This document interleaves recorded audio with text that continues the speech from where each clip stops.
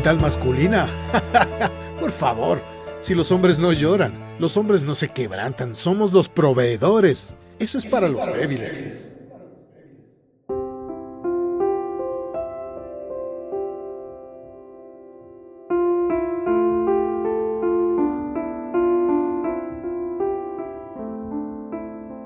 Nos enseñaron que los hombres no lloran, que tienen que ser fuertes y que deben aguantar. Pero, ¿y si esa fortaleza malentendida está enfermando en silencio a miles? La depresión no distingue género, el estrés no tiene voz grave y la ansiedad no se cura con silencio. Hoy en el Cuaderno de la Salud hablamos de lo que muchos callan, la salud mental masculina, porque hablar también es cosa de hombres. El Cuaderno de la Salud.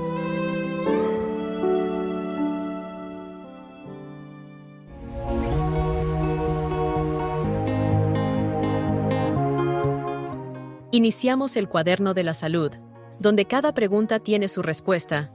El Cuaderno de la Salud de El Comercio. Abre tu cuaderno y toma nota.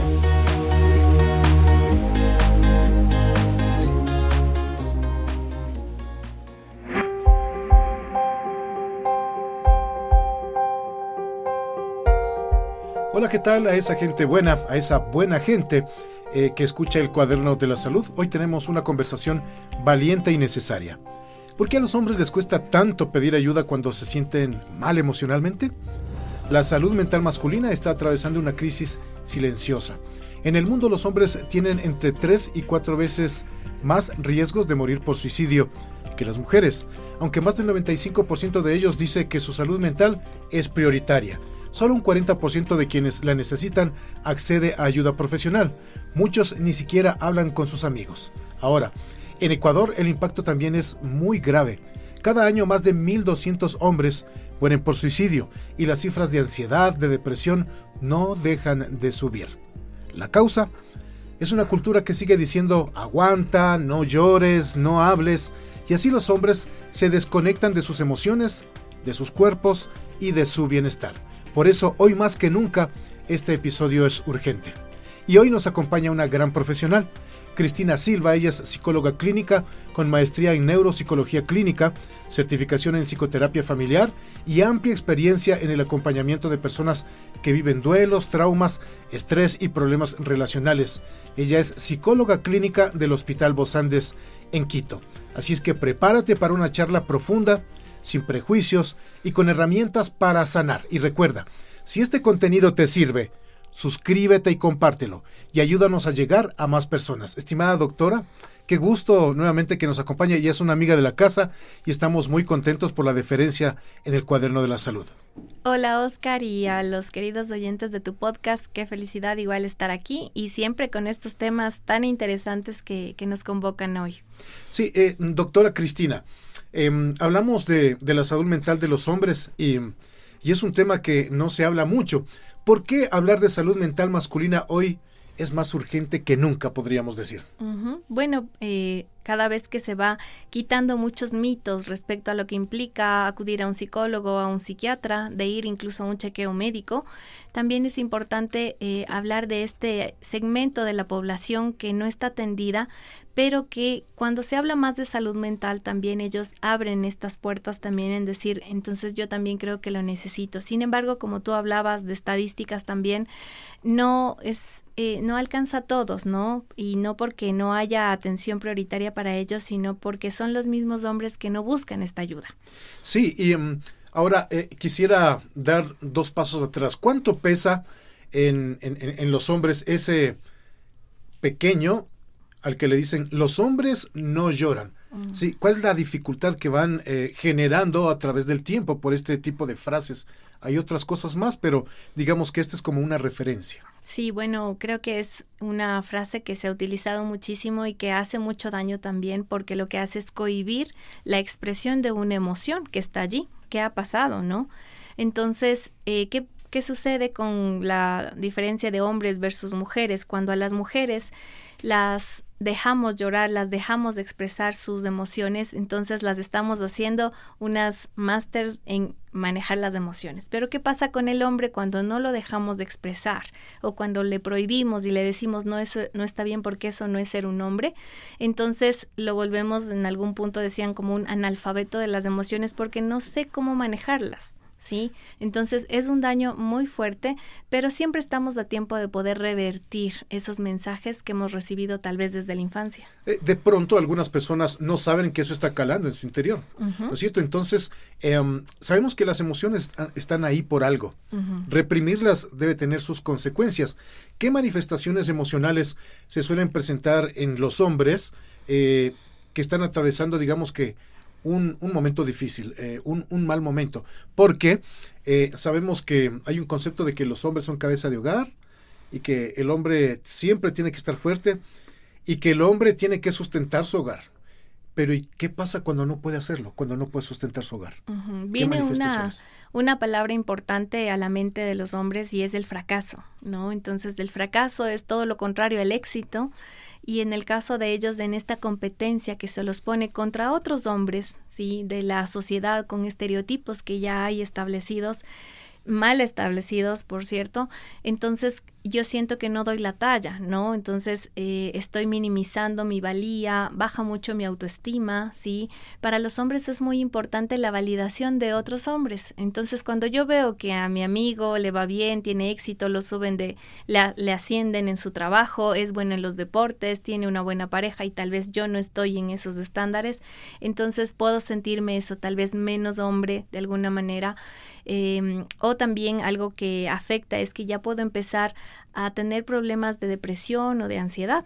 Un síntoma importante que pasa en hombres y que es diferente de mujeres, vemos que son altas las cifras de hombres con problemas cardíacos y fallecimientos también en estos casos que no pasa en mujeres, ¿no? Nos dicen un poco las cifras de que más o menos entre 10 y 20 años de diferencia hay en el que hombres tienen más problemas cardíacos que las mujeres.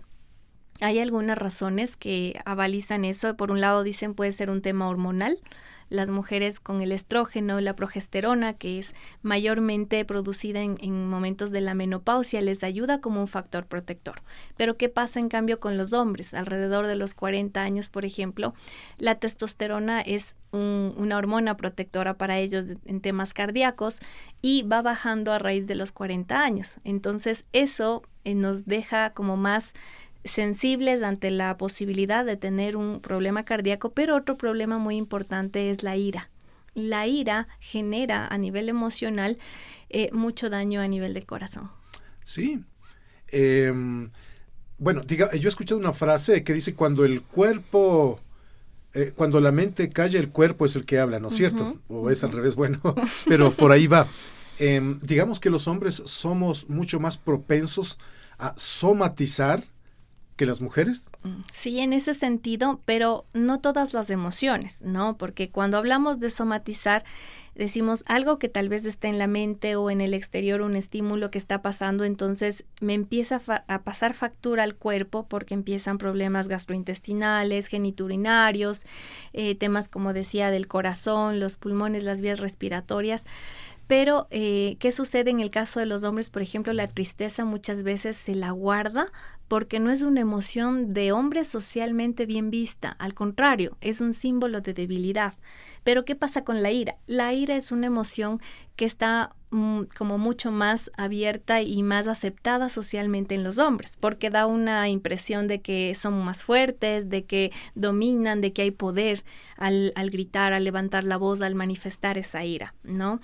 Entonces, ¿qué pasa cuando hay la tristeza? Entonces yo la voy escondiendo y la voy acumulando y eso también genera, por otro lado, también estos problemas a nivel del corazón. Y por otro lado, en cambio, la ira que exploto, que lo saco desmedidamente y no sé cómo gestionarla, entonces también me va generando esos problemas. Dicen que después de una crisis de ira, más o menos unas 2 horas es el tiempo en que toma que podría haber un ataque cardíaco, ¿no? Wow. He escuchado también, nos dijo un profesional que nos acompañó en el Cuaderno de la Salud, que cuando la ira genera cortisol, cuando el cuerpo recibe un shot de cortisol,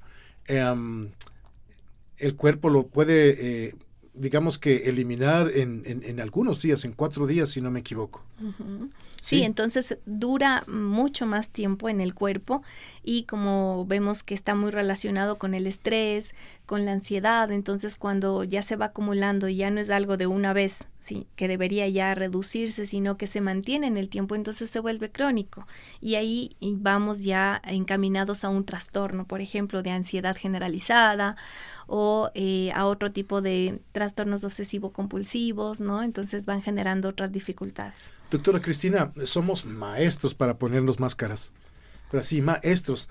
De hecho, a mí se me viene a la mente algunos personajes conocidos que los identificábamos como personas muy alegres y resulta que terminaron suicidándose, como Robin Williams, por ejemplo, algunos cantantes que se los veía tan bien.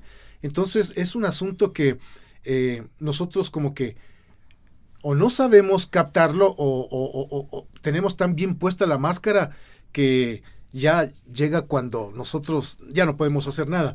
Yo quisiera que nos comente un poco en lo psicológico qué señales de alerta debería tomar en cuenta un hombre, ¿sí?, para que pueda llegar a tomar algo de ayuda. Uh-huh. Bueno, en general, cada persona tiene esta inteligencia intrapersonal, que es esa capacidad de conocerme internamente, ¿no? Entonces, yo conozco un comportamiento habitual que puedo tener y también identifico ciertas señales de que esto ya no estoy actuando de la misma manera. Por ejemplo, empiezo a tener cierto agotamiento a nivel emocional que me está afectando en el sueño. Empiezo a tener insomnio, dificultades para dormir. Veo también, por ejemplo, que estoy bebiendo más. ¿Sí? Incrementa consumo de alcohol y drogas, ¿sí? También puedo identificar que tengo más problemas relacionales, ¿no? Como que estoy más irritable y eso genera mucha discusión tal vez en casa, con la pareja, con los hijos, y a veces por cosas pequeñas que normalmente yo no estallaría de esa manera y que no requerirían una batalla campal, sino tal vez un diálogo, un pedir por favor o cambiar las cosas. También puedo tener conductas temerarias, ¿no? Como una conducción, por ejemplo, extrema. A veces puede ser también el hecho de que ya quiero aislarme de amigos, de compañeros, ya no me interesan las cosas, hay un desempeño menor o un menor interés en las cosas que me gustaban o en mi trabajo, por ejemplo, ya no encuentro satisfacción. Y también puede estar relacionado con un tema de la edad. En cada edad de desarrollo uno debe alcanzar ciertos hitos. Cuando hablamos de hombres maduros, por ejemplo, alrededor de los 40, 50 años, estamos hablando de la crisis de la mediana edad, ¿no? Y entonces ahí también hay estos cambios de a veces tenemos estos cambios abruptos, ¿no? Como hay un impasse en mi trabajo y me salgo del trabajo con esa inmediatez sin pensar mucho en los riesgos, en las consecuencias, ¿ya? ¿Y de qué depende que algunas personas, digamos, que pueden tolerar un poco más este tipo de circunstancias y otras no? Tal vez en el tema de tolerar yo diría como aguantarlo más o ocultarlo más, sí, pero no que no estén afectando. Lo que tú hablabas de las máscaras, ¿no? Entonces muchas veces esta apariencia, y como te decía que es un tema tal vez de competir en la sociedad por el tema del éxito, por el poder también, o incluso a veces también no solo frente a otros hombres, sino también del estereotipo que las mujeres están buscando o quieren en un hombre. Entonces también van moldeando un poco la idea de la masculinidad.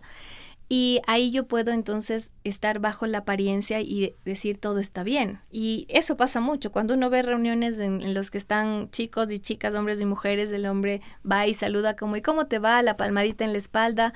¿Qué tal? Bien, sí, tú. ¿Y qué tal? ¿Todo bien? ¿No? En cambio, va una mujer y saluda a otro. ¿Y cómo estás? ¿Y cómo has pasado? Y cuéntame del hijo y del no sé cómo, ¿no? Entonces se abren con esa naturalidad, ¿ya? Vemos esas diferencias porque tal vez, como te digo, está mucho más visto y le dieron más oportunidad a las mujeres de soltar todo aquello que tenían, reunirte con 2, 3 amigas, llorar, hablar todo lo que sientes y de esa manera también ayuda a sanar. Sí, yo he asistido a terapia, yo he estado en procesos de terapia.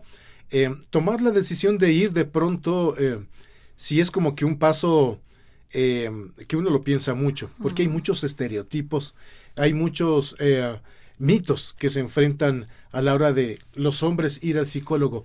Yo le pregunto así como profesional, ¿Estamos cambiando eso? ¿Los hombres están yendo al psicólogo? ¿O qué mitos es para las personas que nos están escuchando en este momento? ¿Qué mitos enfrentan los hombres para pensar ir al psicólogo? Yo te cuento un poquito de mi propia experiencia en consulta y más o menos en algún momento que hice una estadística, el 80% de los pacientes que tenían eran mujeres, ¿sí? Y los hombres que habían acudido a consulta, muchos de ellos vienen por temas que tienen que ver también con su esposa, con su mamá, que son un poco las que empujan a que estos hombres vengan a la consulta. Unos pocos han venido por su propia necesidad, ¿sí? Y aceptan, identifican y dicen necesito ayuda. Y yo lo primero que hago es decir, qué bueno, qué valiente que tomes esta decisión, es lo mejor, es muy inteligente esta decisión que has tomado y es el primer paso para el cambio. Pero otra cosa que pasa, tengo un colega, por ejemplo, psicólogo en el área en la que yo estoy, y él, en cambio, el 98% de pacientes que tiene son hombres, ¿no? Entonces, mira cómo un hombre muchas veces se le facilita, incluso si va al psicólogo, que también sea otro hombre el que le atienda, ¿no? Tal vez se siente más seguro. Algo que notamos es que, por ejemplo, cuando son temas de sexualidad, y me ha pasado con pacientes, tienen a veces ese recelo, esa vergüenza porque yo soy mujer. Y lo hemos hablado y todo, ¿no? Y en algún momento llega ese punto de confianza en el que pueden hablar de estos temas que son tabú, que son difíciles de tratar. Y tal vez en ese caso también hay este tema con los hombres, ¿no es cierto? De que sí van allá. Ahora, hablando de los mitos que tú me dices, ¿por qué un hombre no iría? Me ha pasado también con pacientes que no les gusta que la gente se entere que están en terapia. Y uno, pues como profesional, guarda esa confidencialidad, ¿no? Totalmente, esa discreción. Pero por otro lado también hay este tema del pensar que uno va al psicólogo porque está necesariamente mal. Y no es así. Yo les explico y a veces cuando alguien no quiere venir le digo, a ver, enfóquelo tal vez desde el punto de vista de que es un espacio para autoconocimiento, donde te ayuda a tomar decisiones, a ver una visión un poquito más amplia de una situación o de un problema. Entonces no necesariamente hay que estar mal. A veces es bueno como un chequeo médico que lo hacemos una vez al año. Entonces también de manera preventiva lo hacemos, ¿no? No cuando las cosas necesariamente están mal. De igual manera en la salud mental sería bueno que como norma tuviéramos el hábito de ir al psicólogo y tal vez más de una vez al año, sí, pero también de manera preventiva, como digo, para conocerme. Si me voy a casar, por ejemplo, y quisiera que me vaya bien en mi matrimonio, tal vez, ¿por qué no hacer una sesión de terapia para sanar ciertas cosas de mi soltería misma o de mis relaciones pasadas e ir con ese buen pie derecho a un matrimonio? Sí, ¿no? Doctora, justamente lo bueno de hacer podcast es que uno puede ser un poco infidente y le voy a contar, yo tomé la decisión de acudir a terapia porque quería que mi hijo no pasar a mi hijo algunas de las cosas que yo de pronto puedo llevar adentro. Uh-huh. Ese fue mi motivo de ir al psicólogo y fue muy bueno porque conocí, por ejemplo, que hay la crisis de la mediana edad, uh-huh. ¿sí? Y pues hay algunas personas que pasan por este tipo de crisis y están bien económicamente, están estables en la casa, están con salud, pero ellos como que entran en un proceso de depresión y no saben de dónde sale eso, si todo les va bien.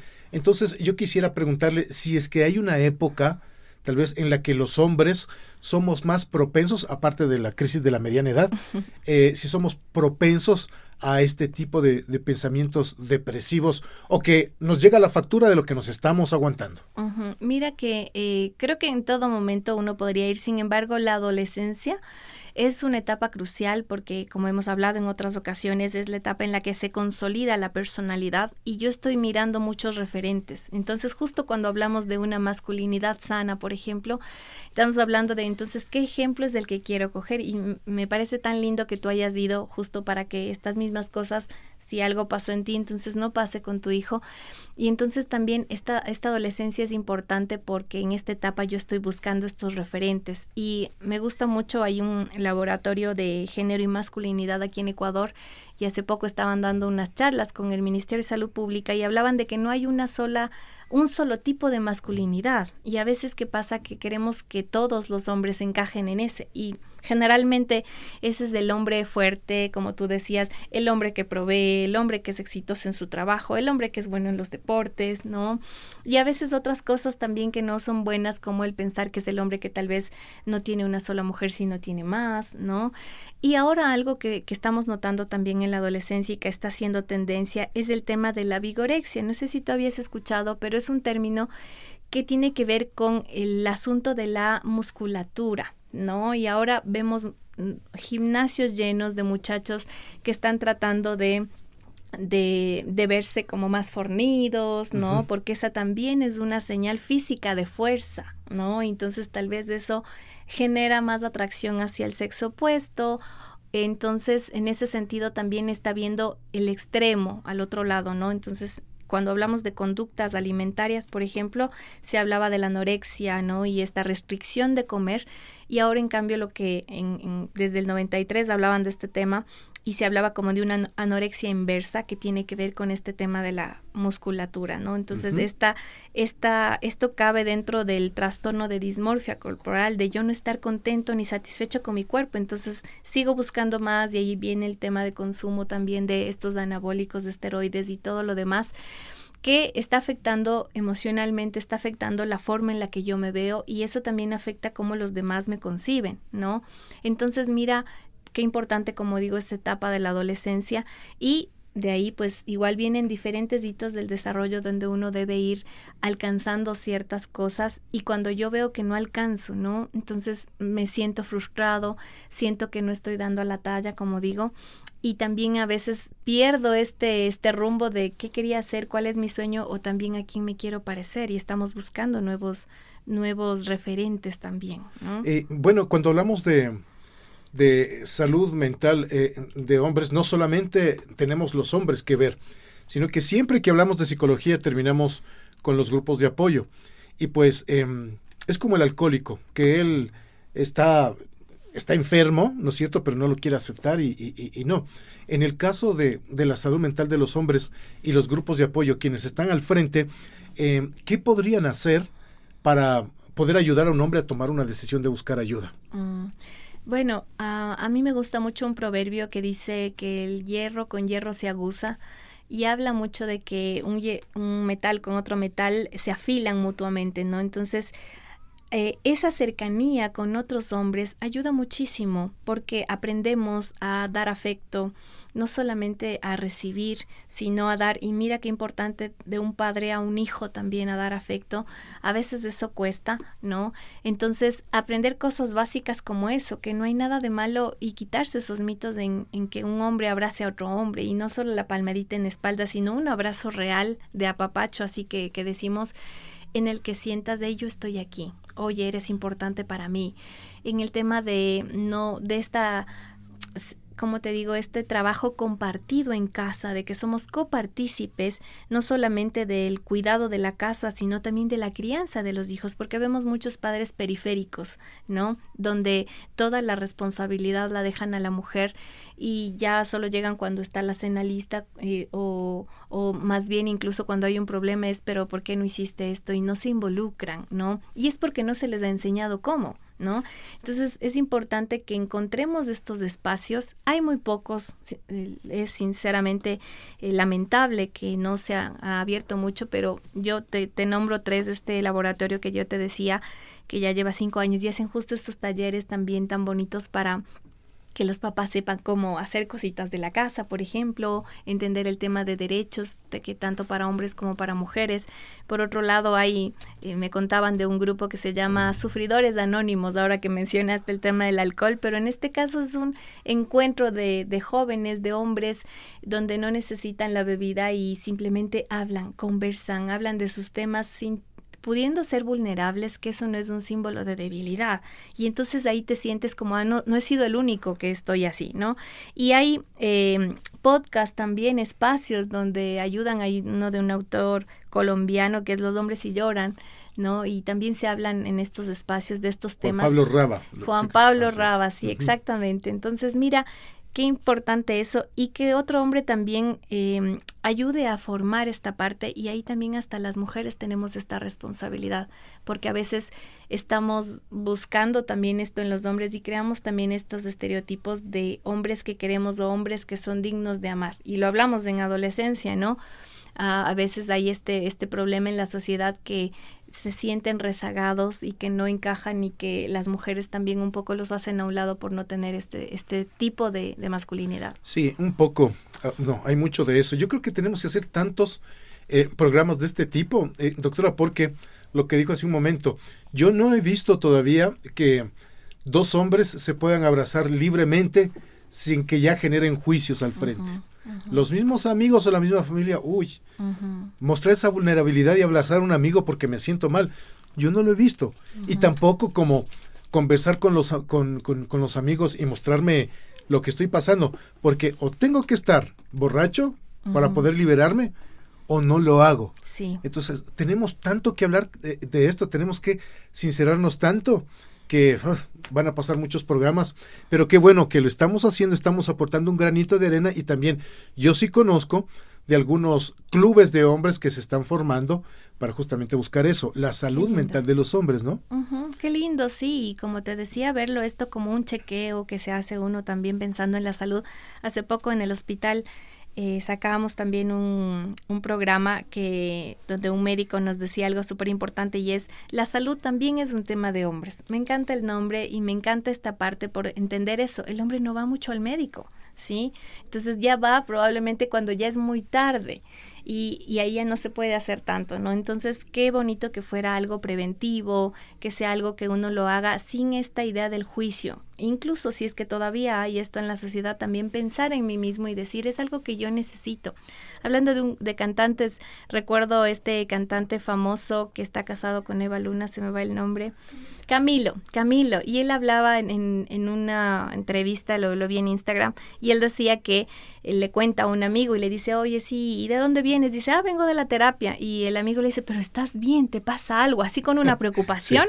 Sí. Y él, no, estoy bien, ¿no? Y entonces él dice, es la reacción contraria a la que uno debería tener. Cuando yo le digo a mi amigo, oye, acabo de venir de terapia, lo que yo hubiera querido escuchar es, qué bien, qué bueno, hermano, te felicito que estés prosperando, que estés mejorando tu bienestar. Así, mira. Si supieran los hombres que tienen miedo lo que hace la terapia en nosotros, yo creo que sería un momento en el que todos deberíamos tomar la decisión de ir y hacer la prueba, porque hay un cambio grandísimo en ello. Yo, por ejemplo, yo creo que caigo hasta mal ya. De pronto me encuentro con alguien y yo estuve en terapia y ya como que no has pensado en algún momento y bueno, como que sí, ¿no? Pero tenemos que seguir hablando de esto, francamente, sí, ¿no? Para cambiar estos estereotipos justamente. Sí, y animarnos unos a otros en ese sentido del bienestar, porque eso es lo que hace la terapia, ¿no? La terapia ayuda a interpretar, a conocer un poquito más del comportamiento humano, y qué mejor que yo pueda conocer eso, porque eso me ayuda a tomar decisiones, eso me ayuda a poder tener este bienestar no solamente mental, sino también incluso físico, porque ya hablamos de estas consecuencias, ¿no? De no controlar la ira, de no saber cómo gestionar mis emociones, de no hablar con las personas, ¿no? De callar todo esto, y que en algún momento explotan y explotan mal porque no aprendimos a manejarlos. Y también no solo eso, sino que también hay una mejora, por ejemplo, cuando las personas van a terapia, también mejoran sus relaciones con las demás personas. Entonces la familia también es beneficiada, la pareja, los compañeros de trabajo, se nota esos cambios, se notan esas diferencias. Y ahorita recuerdo un paciente justo que atendía a una persona que tenía muchos miedos a ciertas actividades o ciertas cosas a nivel social, y uno de los retos era eso, que vaya a una actividad física, ¿no? Que se involucre en algo en lo que conecte. Y entonces empezó a probar con taekwondo, empezó a probar con salidas de escaladas a montañas y todo eso. Y en algún momento su hermano me contactó y me dijo, Cris, ¿qué hiciste con mi hermano? Me dijo así. Entonces yo le dije, ¿por qué? Porque yo jamás le hubiera visto en estas actividades que él está ahora. Ha mejorado muchísimo. Entonces es algo que la familia nota, mira. Y yo le digo, bueno, no soy yo necesariamente, sino es la terapia lo que genera y los resultados que generan la terapia cuando la persona está comprometida, y entonces hace estos cambios, hace las tareas, como yo digo, y lo lleva a la vida diaria. Sí, hay un momento en el que nosotros debemos como que tomar esa decisión. Cuando podemos de alguna manera disipar ese humo del que se habla en el cuarto poder, por ejemplo, podemos tomar decisiones súper interesantes y buscar este camino de sanación. Yo quisiera preguntarle, doctora, ¿cómo una persona que nos está escuchando en este momento puede cuestionarse y cuestionar sus pensamientos y comenzar un camino de sanación para en un momento, en un par de pasitos, decir, voy a ir a terapia? Uh-huh. Bueno, habría que hacerse algunas preguntas, como tú dices. Una pregunta que yo me haría, por ejemplo, es tal vez, ¿podría estar mejor? ¿Sí? Tal vez estoy contento con la vida que tengo ahora, con la calidad de vida, ¿sí?, que llevo. ¿Hay algo más que yo quisiera hacer? ¿Hay algún sueño, algo no cumplido que tal vez me hace falta? Mi forma en la que estoy en este momento a nivel emocional me está ayudando con mis relaciones, ¿sí? Está ayudándome a construirlas o a destruirlas, ¿sí? Entonces, ese tipo de cosas yo creo que es importante preguntarme, y también incluso hablando de la masculinidad, ahora se dice mucho esto de una masculinidad saludable. Entonces, ¿qué tipo de masculinidad yo quisiera tener, pero tal vez no una que la sociedad dicte, sino una en la que yo me sienta contento? Como te decía, no con este estereotipo como del macho, del fuerte y del proveedor, y de que no está mal que uno haga ejercicio y que sea fuerte también, ¿no? Pero que no sea eso un símil de éxito necesariamente, ¿no? Tal vez yo soy exitoso si soy un padre que está presente, si soy un padre que juego con mis hijos, si soy un esposo que le dedica tiempo a mi pareja, sí, que tal vez leemos juntos, si tal vez hacemos actividades que nos agradan a ambos, tal vez en el sentido, por ejemplo, profesional, si soy una persona que soy empática, sí, justo acababa de dar una charla sobre la empatía, la compasión, y muchas veces creemos que esas son cosas solo de mujeres, y no.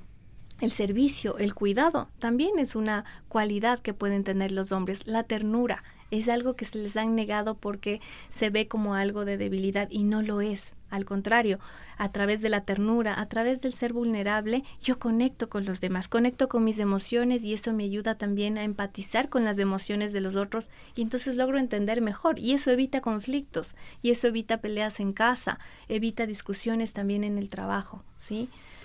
Sí, doctora, qué buena conversación. Creo que podríamos hacer dos episodios de este tema. Quisiera preguntarle para finalizar, ¿qué mensaje le podría dar a una persona que nos está escuchando en este momento, un hombre, y que tiene miedo de dar el paso? Uh-huh. Tiene miedo de conocerse y de buscar ayuda psicológica para vivir mejor, para estar mejor. Uh-huh. Bueno, pues yo le diría, este primer paso es el más importante. Hay una línea muy delgada entre el miedo y lo que puedo ver más adelante, que aún es un misterio, ¿no? Entonces yo diría, se puede descubrir mucho más de uno mismo, sí, a través de la terapia, así que ese es un reto, y yo retaría a los hombres y diría, probablemente tienes mucho más potencial, mucho más talento, mucho más afecto del que crees, entonces anímate a descubrirlo, sí, y quita de lado un poco lo que digan los demás, pensando en que el bienestar va a ser tuyo, sí. Excelente.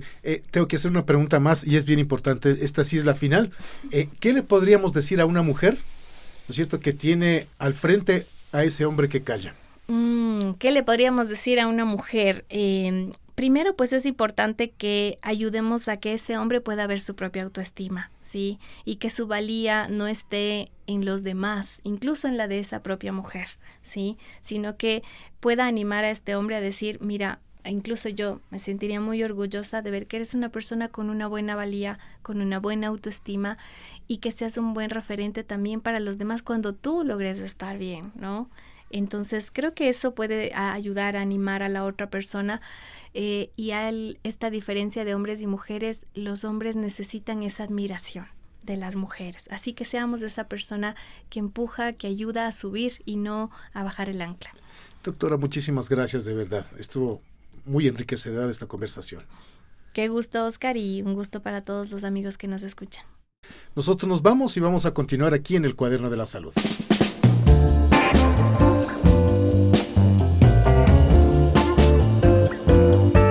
Estamos muy agradecidos con Cristina Silva, psicóloga clínica del Hospital Bos Andes, por esta conversación valiente y empática. Gracias por ayudarnos a entender que la salud mental no tiene género, pero sí tiene una urgencia, que el silencio no es sinónimo de fortaleza y que pedir ayuda es un acto de amor propio.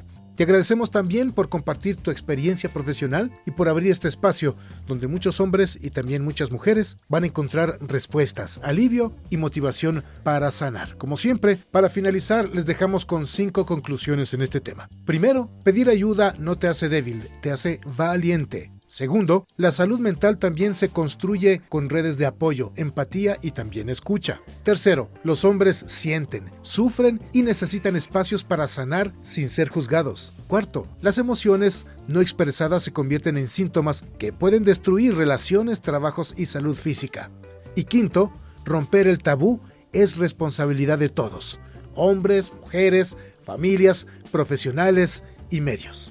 Agradecemos nuevamente el que nos acompañes en el Cuaderno de la Salud y recuerda que si te sentiste identificado, si conoces a alguna persona que pueda beneficiarse de lo que hemos hablado en este momento, compártele el podcast y queremos pedirte un favor muy grande que no te va a tomar mucho tiempo. Dale clic a la campanita y suscríbete, que eso nos va a ayudar mucho, pero mucho a nosotros. Hasta el próximo episodio del Cuaderno de la Salud.